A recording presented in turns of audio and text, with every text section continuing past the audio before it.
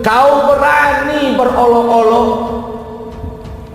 Qad kafartum ba'da imanikum, sudah kafir engkau. La ta'tadziru, jangan minta dispensasi, bahkan diminta maaf pun tidak perlu lagi.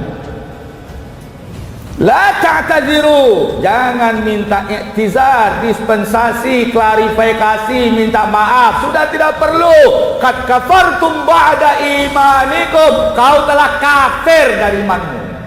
Klarifikasi Menak Yakut soal azan dan gonggongan anjing, mentang-mentang besar, banyak, kuat. Menteri Agama sama sekali tidak membandingkan suara azan dengan suara anjing. Tapi Menteri Agama sedang mencontohkan tentang pentingnya pengaturan kebisingan pengeras suara. Kejadian ini diwawancara oleh wartawan tentang surat edaran nomor 05 tahun 2022 tentang pedoman penggunaan pengeras suara di masjid dan musola dalam kunjungan kerja di Pekanbaru. Dan Menteri Agama menjelaskan bahwa dalam hidup di masyarakat yang plural diperlukan toleransi. Kuntum tastahzi'un, kalian berani berolok-olok. La ta'tadziru, jangan kalian minta maaf, klarifikasi, sudah selesai. Sudah selesai. Maka kalau ada penista agama, polisi tidak boleh menolak prosesnya. Kalau dia menolak, dia dikandangkan dalam neraka oleh Allah bersama dia. Ini mau bahas adzan, ya kan, mau mengecilkan volume adzan, tapi diumpamakan seperti gonggongan anjing. Ya apa? Lagian mana ada tetangga kanan kiri depan belakang musola, masjid, kan nggak ada. Yang ada musola, lain RT, masjid berapa kilo, masjid. Nggak ada. Depan kanan kiri belakang toa. Allahu Akbar, nggak ada. Nggak nyambung.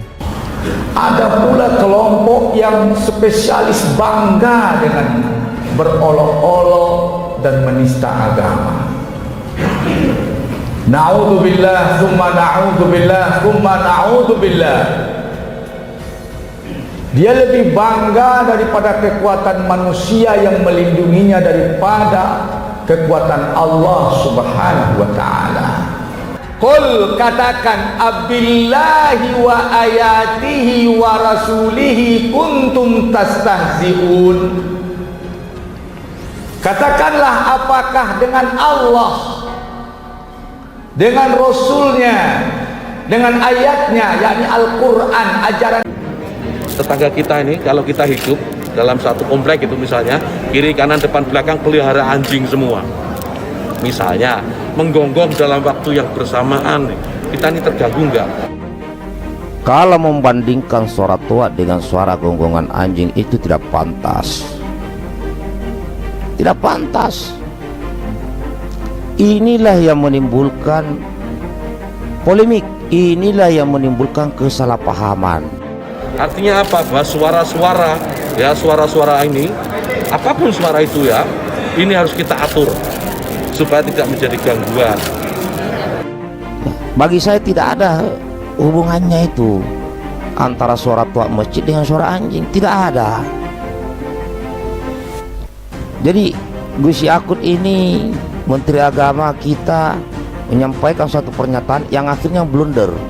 Ya, speaker di musola, masjid, monggo dipakai, silahkan dipakai, tetapi tolong diatur agar tidak ada yang merasa terganggu, agar niat menggunakan toa, menggunakan speaker sebagai sarana, sebagai wasilah untuk syiar, melakukan syiar tetap bisa dilaksanakan tanpa harus mengganggu mereka yang mungkin tidak sama dengan keyakinan kita.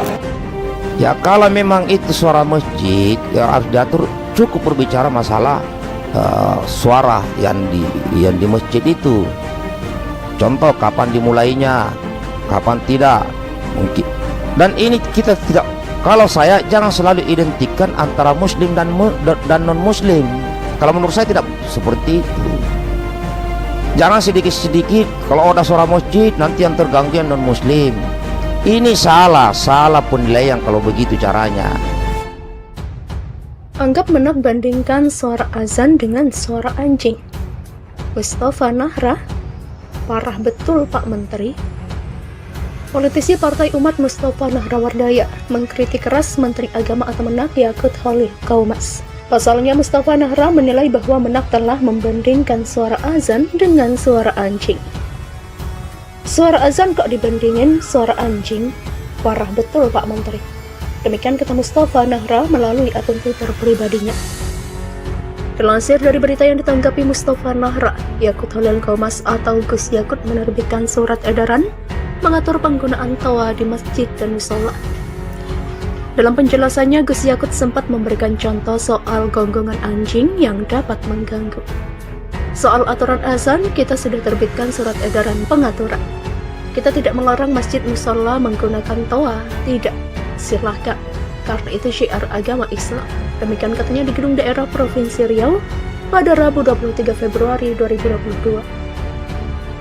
Meskipun begitu, ia meminta volume suara toa diatur maksimal 100 desibel. Selain itu, Gus Yakut juga meminta waktu penggunaan toa masjid disesuaikan di setiap waktu sebelum azan.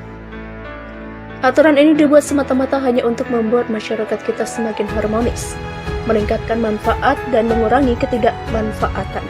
Demikian katanya. Yakut mengatakan bahwa di daerah yang mayoritas muslim, hampir setiap 100 hingga 200 meter ada musola ataupun masjid. Ia mengajak untuk membayangkan jika dalam waktu bersamaan toa-toa masjid menyala bersamaan. Itu bukan lagi syiar tapi gangguan buat sekitarnya. Demikian katanya. Gus Yakut juga mengajak membayangkan jika orang muslim hidup di lingkungan non-muslim. Kemudian, rumah ibadah saudara-saudara kita non-muslim menghidupkan toa sehari 5 kali. Dengan kencang-kencang, itu rasanya bagaimana? Demikian ujarnya. Tak sampai di situ, Gus Yakut kemudian mencontohkan suara-suara lain yang dapat menimbulkan gangguan. Satunya, suara gonggongan anjing. Yang paling sederhana lagi, kalau kita hidup dalam satu kompleks, misalnya kiri, kanan, depan, belakang pelihara anjing semua. Misalnya menggonggong dalam waktu bersamaan, kita ini terganggu nggak? Demikian kata Gus Yakut. Artinya apa? Suara-suara ini, apapun suara itu, harus kita atur supaya tidak jadi gangguan. Speaker di musola masjid silahkan dipakai, tetapi tolong diatur agar tidak ada terganggu. Demikian lanjutnya. Yakut kemudian meminta agar suara toa diatur waktunya agar niat untuk syiar tidak menimbulkan gangguan masyarakat. Agar niat menggunakan speaker sebagai untuk sarana melakukan syiar tetap bisa dilaksanakan dan tidak mengganggu. Demikian kata Yakut.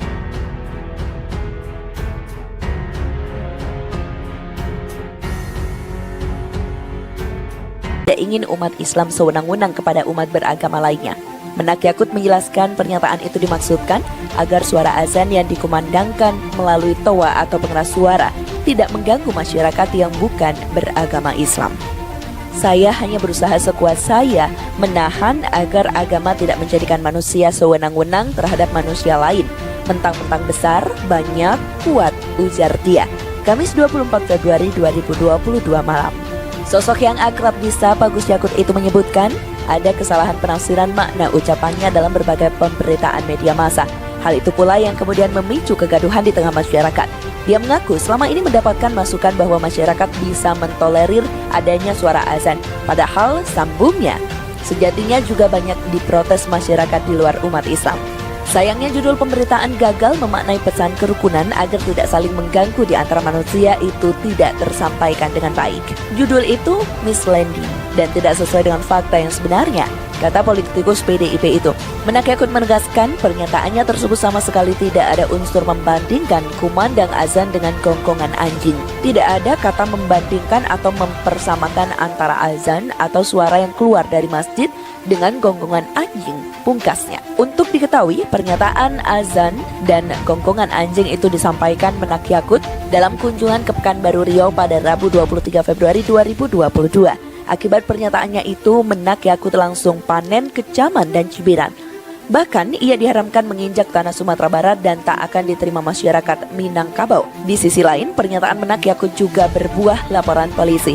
Di Polda Metro Jaya, ia dilaporkan Roy Suryo. Tapi laporan itu ditolak dan Roy Suryo disarankan membuat laporan ke Barreskrim Polri. Sementara di Barreskrim Polri, Jumat 25 Februari 2022, Menak Yakut rencananya akan dilaporkan Koalisi Ulama, Habaib dan Pengacara Anti Penodaan Agama atau KUHAP APA. Menak Yakut hanya tidak ingin umat Islam sewenang-wenang kepada umat beragama lainnya. Menak Yakut menjelaskan pernyataan itu dimaksudkan agar suara azan yang dikumandangkan melalui toa atau pengeras suara tidak mengganggu masyarakat yang bukan beragama Islam.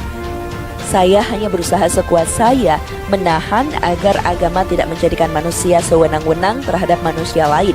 Mentang-mentang besar, banyak, kuat, ujar dia. Kamis 24 Februari 2022 malam. Sosok yang akrab disapa Gus Yakut itu menyebutkan ada kesalahan penafsiran makna ucapannya dalam berbagai pemberitaan media massa. Hal itu pula yang kemudian memicu kegaduhan di tengah masyarakat. Dia mengaku selama ini mendapatkan masukan bahwa masyarakat bisa mentolerir adanya suara azan. Padahal sambungnya, sejatinya juga banyak diprotes masyarakat di luar umat Islam. Sayangnya judul pemberitaan gagal memaknai pesan kerukunan agar tidak saling mengganggu di antara manusia itu tidak tersampaikan dengan baik. Judul itu misleading dan tidak sesuai dengan fakta yang sebenarnya, kata politikus PDIP itu. Menak Yakut menegaskan pernyataannya tersebut sama sekali tidak ada unsur membandingkan kumandang azan dengan gonggongan anjing. Tidak ada kata membandingkan atau mempersamakan antara azan atau suara yang keluar dari masjid dengan gonggongan anjing, pungkasnya. Untuk diketahui, pernyataan azan dan gonggongan anjing itu disampaikan Menak Yakut dalam kunjungan ke Pekanbaru Riau pada Rabu 23 Februari 2022. Akibat pernyataannya itu, Menak Yakut langsung panen kecaman dan cibiran. Bahkan ia diharamkan menginjak tanah Sumatera Barat dan tak akan diterima masyarakat Minangkabau. Di sisi lain, pernyataan Menak Yakut juga berbuah laporan polisi. Di Polda Metro Jaya, ia dilaporkan Roy Suryo. Tapi laporan itu ditolak dan Roy Suryo disarankan membuat laporan ke Barreskrim Polri. Sementara di Barreskrim Polri, Jumat 25 Februari 2022, Menak Yakut rencananya akan dilaporkan Koalisi Ulama, Habaib dan Pengacara Anti Penodaan Agama atau KUHAP APA.